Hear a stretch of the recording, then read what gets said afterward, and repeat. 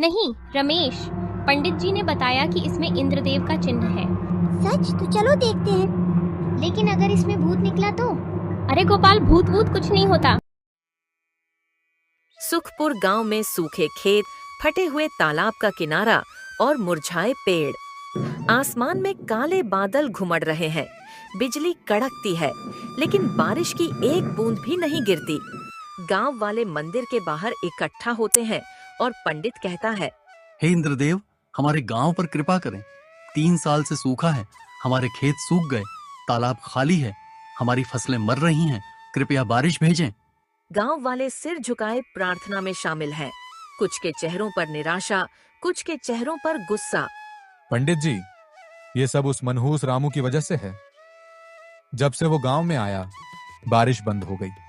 हाँ, उसकी जमीन पर तो फिर भी कुछ उग रहा है, लेकिन हमारे खेत तो बंजर हो गए। जरूर उसने कोई टोटका किया है। पंडित जी, हमें कुछ करना होगा। अगर बारिश नहीं हुई तो गांव में भूखमरी हो जाएगी। लोग पहले ही परेशान हैं। चौधरी जी, गुस्से और इल्जाम से बारिश नहीं आएगी। हमें इंद्रदेव को सच्चे दिल से पुकारना होगा। और हाँ, किसी को मनहूस कहना गलत है। रामू मेहनती है, उसकी जमीन पर फसल उसकी मेहनत का फल है। तभी रामू का पड़ोसी हरिया और उसकी माँ मंगला भीड़ में से बोल पड़ते हैं, पंडित जी, आप उस मनहूस का पक्ष ले रहे हैं। गांव का हर आदमी जानता है कि रामू और उसका परिवार इस सूखे की वजह है। उनके आने से पहले तो गांव में हर साल बारिश होती थी।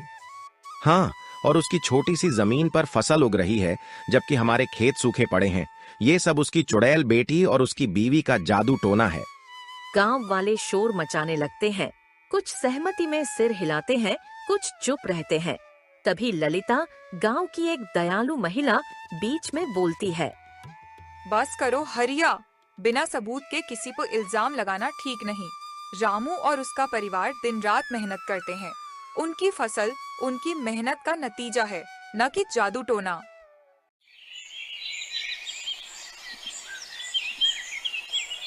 बाबा देखो, ये पौधा कितना हरा हो गया है। क्या ये बड़ा पेड़ बनेगा? हाँ रानी, अगर हम इसे प्यार और पानी देंगे तो ये जरूर बड़ा होगा। जैसे तू मेरी प्यारी बेटी है, वैसे ही ये पौधा हमारा है। तो मैं इसे रोज पानी दूंगी।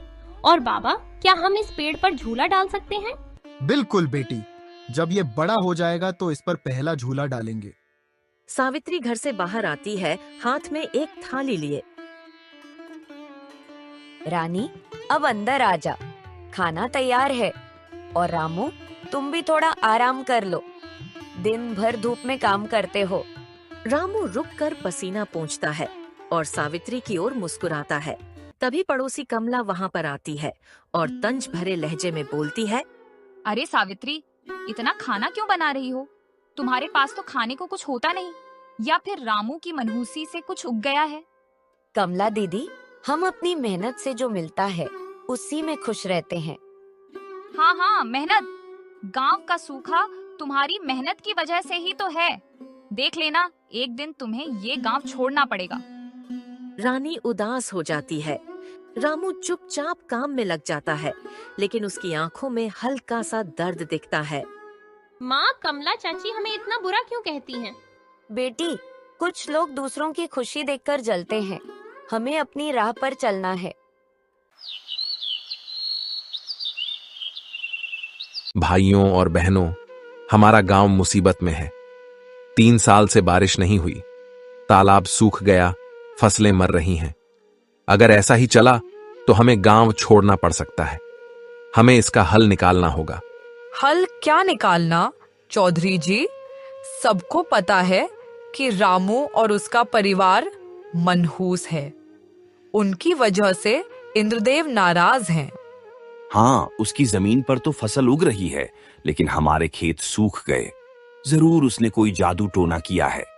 मैं कहता हूं, रामू को गांव से निकाल दो, तब इंद्रदेव प्रसन्न होंगे। गांव वाले शोर मचाने लगते हैं। कुछ सहमति में सिर हिलाते हैं, कुछ असमंजस में हैं। शांत हो जाइए। बिना सबूत के किसी पर इल्जाम लगाना पाप है। रामू मेहनती है, उसकी फसल उसकी मेहनत का फल है। अगर हम एकजुट होकर मेहनत करें तो शायद इंद्रदेव हम पर कृपा करें। पंडित जी, आप तो उस मनहूस के लिए वकील बन गए। गांव का नुकसान देखकर भी आप उसका पक्ष ले रहे हैं। बस करो कमला। रामू और सावित्री दिन रात मेहनत करते हैं। उनकी बेटी रानी कितनी प्यारी बच्ची है। तुम लोग बिना सोचे समझे उन्हें मनहूस कहते हो। क्या तुम्हें अपनी मेहनत पर भरोसा नहीं? गांव वाले चुप हो जाते हैं। कुछ लोग ललिता की बात से सहमत दिखते हैं, लेकिन मंगला और हरिया नाराज नजर आते हैं। ललिता ठीक कह रही है, हमें मिलकर कोई हल निकालना चाहिए। मैं कहता हूं कल सुबह फिर पंचायत करें, तब तक पंडित जी कुछ उपाय बताएं। सभा खत्म होती है। गांव वाले अपने अपने घरों की ओर जाते हैं। हरिया और कमला आपस में खुसुर पुसुर करते हैं। ये ललिता और पंडित जी रामू का पक्ष ले रहे हैं। अगर बारिश हो गई तो गांव वाले रामू को हीरो मानने लगेंगे। हमें कुछ करना होगा। हाँ, और उसकी बेटी रानी भी कुछ ज्यादा चुलबुली हो रही है। सुनने में आया है कि वो मंदिर के पास घूम रही थी। जरूर कोई साजिश रच रही है। मैं कहती हूँ उस कुएं पर नजर रखो। पुरानी कहानियां कहती हैं कि उसमें कोई रहस्य है। अगर रामू का परिवार उसका फायदा उठा ले तो हमारी इज्जत मिट्टी में मिल जाएगी।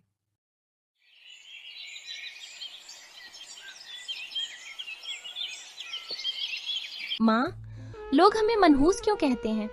क्या हमारी वजह से सचमुच बारिश नहीं हो रही? बेटी, लोग डर और अंधविश्वास में ऐसी बातें करते हैं। बारिश प्रकृति का काम है, इसमें हमारा क्या दोष? हम तो बस अपनी मेहनत करते हैं। रानी, मेहनत और सच पर चलने वाले को कभी डरना नहीं चाहिए। भगवान सब देखते हैं। लोग कुछ भी कहें, हमें अपने काम पर ध्यान देना है। बाबा, लेकिन अगर बारिश हो जाए तो क्या लोग हमें मनहूस कहना बंद कर देंगे? शायद बेटी, लेकिन हमें उनके लिए नहीं, अपने लिए मेहनत करनी है। मैं कुछ करूंगी बाबा। मैं गांव वालों को दिखाऊंगी कि हम मनहूस नहीं हैं। अगली सुबह सूरज निकलता है। रानी चुपके से घर से निकलती है और मंदिर की ओर जाती है। मंदिर में पंडित जी सुबह की पूजा कर रहे होते हैं। रानी उनके पास पहुंचती है। पंडित जी, नमस्ते। मैं आपसे कुछ पूछना चाहती हूँ। नमस्ते रानी, इतनी सुबह सुबह क्या बात है? तू तो हमेशा सवालों की पोटली ले आती है। पंडित जी, क्या सचमुच हमारी वजह से बारिश नहीं हो रही? लोग हमें मनहूस कहते हैं। मैं कुछ करना चाहती हूँ ताकि गांव में बारिश हो। रानी, ये सब अंधविश्वास है। तुम्हारा परिवार मेहनती और सच्चा है, लेकिन गांव वाले डरे हुए हैं। अगर बारिश हो जाए तो शायद उनका डर खत्म हो। तो मैं इंद्रदेव को कैसे मनाऊं? बेटी, इंद्रदेव को सच्चे दिल से पुकारो। और हाँ, हमारे मंदिर के पीछे एक पुराना कुआं है। लोग कहते हैं कि उसमें इंद्रदेव का एक प्राचीन चिन्ह है। शायद वहां कोई रहस्य हो। सच पंडित जी, मैं अभी जाकर देखती हूँ। रानी मंदिर के पीछे दौड़ती है। वहां उसे एक पुराना सूखा कुआं दिखता है, जिसके किनारे पर पत्थरों में नक्काशी की गई है। नक्काशी पुरानी और धूल से भरी है। रानी उसे पढ़ने की कोशिश करती है, लेकिन समझ नहीं पाती। वह अपने दोस्तों को बुलाती है। रमेश, मीना, गोपाल, यहाँ आओ। रानी के दोस्त रमेश, मीना और गोपाल दौड़ते हुए आते हैं। रानी, ये क्या कर रही है? ये तो बस पुराना कुआं है। नहीं रमेश, पंडित जी ने बताया कि इसमें इंद्रदेव का चिन्ह है। अगर हम इसे समझ लें तो शायद बारिश हो जाए। सच? तो चलो देखते हैं। लेकिन अगर इसमें भूत निकला तो? अरे गोपाल, भूत वूत कुछ नहीं होता। चल मदद कर। बच्चे कुएं की नक्काशी को साफ करने लगते हैं। वे धूल हटाते हैं और पुराने चिन्हों को पढ़ने की कोशिश करते हैं।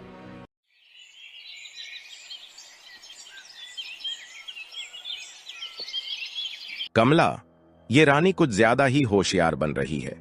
अगर उसने कुएं का रहस्य खोज लिया तो गांव वाले रामू को हीरो मानने लगेंगे। हाँ, और हमारी इज्जत मिट्टी में मिल जाएगी। लोग कहेंगे कि हमने रामू पर गलत इल्जाम लगाया। मैं कहती हूँ गांव वालों को भड़काओ। बोलो कि रामू का परिवार कुएं में जादू टोना कर रहा है। लोग पहले ही उनसे नाराज हैं और भड़क जाएंगे। ठीक कह रही हो माँ। मैं अभी चौधरी के पास जाता हूँ। हरिया गांव वालों को इकट्ठा करता है और उन्हें बताता है कि रानी और उसके दोस्त कुएं में कुछ गलत कर रहे हैं। गांव वाले गुस्से में कुएं की ओर चल पड़ते हैं। रानी, ये सब क्या कर रही हो? तुम लोग कुएं में जादू टोना कर रहे हो? नहीं चौधरी जी, हम तो बस ये जानने की कोशिश कर रहे हैं कि कुआं सूखा क्यों है। पंडित जी ने बताया कि इसमें इंद्रदेव का चिन्ह है, शायद इससे बारिश हो जाए। बकवास, ये सब तुम्हारे बाप की साजिश है। गांव को और बर्बाद करोगे। तभी ललिता और पंडित जी भी वहां पहुंचते हैं।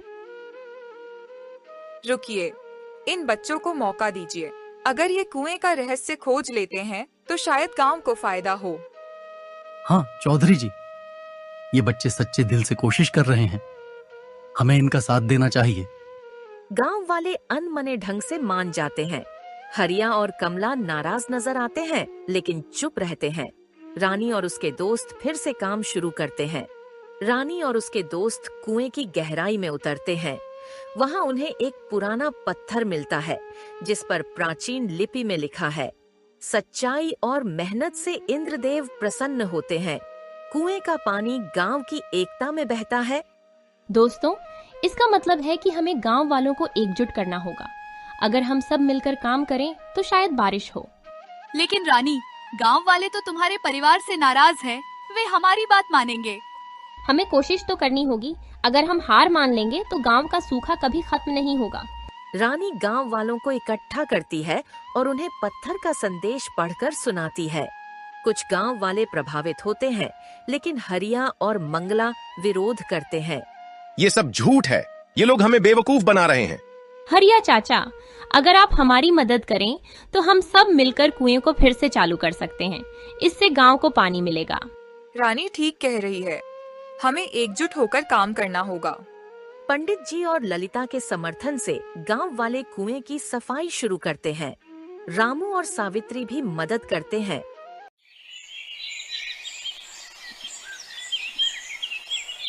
कई दिनों की मेहनत के बाद कुआं साफ हो जाता है। तभी आसमान में बादल गरजने लगते हैं और बारिश शुरू हो जाती है।